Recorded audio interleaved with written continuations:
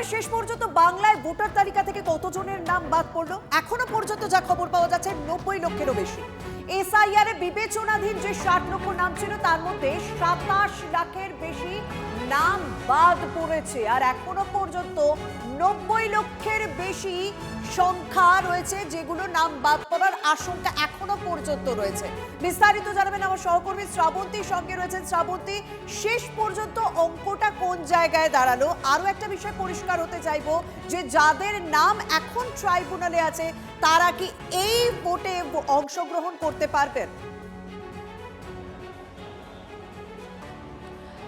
শর্মিষ্ঠা, গতকাল যেহেতু প্রথম দফার নির্বাচনের নমিনেশনের শেষ দিন ছিল, তাই ভোটার তালিকা প্রথম দফার জন্য ফ্রিজ হয়ে গেছে এবং 60 লক্ষ যে সাপ্লিমেন্টারি তালিকার বেরোনোর কথা ছিল সেখানে 60 লক্ষের মধ্যে কয়েক হাজার বাদ দিয়ে বাদবাকি পুরোটাই প্রকাশ করে দিচ্ছে নির্বাচন কমিশন। নিষ্পত্তি হয়ে গেছে, কয়েকদিনের মধ্যে সেই সাপ্লিমেন্টারি তালিকাও পাওয়া যাবে।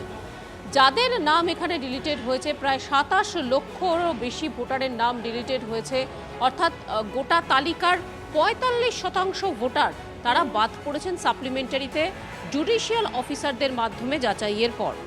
এখন দ্বিতীয় যে তোমার প্রশ্ন, যে এই 27 লক্ষ ভোটারের ভবিষ্যৎ কী হবে? 27 লক্ষ ভোটারের ইতিমধ্যেই তারা ট্রাইব্যুনালে আবেদন করছেন। আবেদনের জন্য যে পোর্টাল রয়েছে সেটা নির্দিষ্ট করা রয়েছে। অনলাইন ছাড়া অফলাইনেও তারা আবেদন করতে পারবে।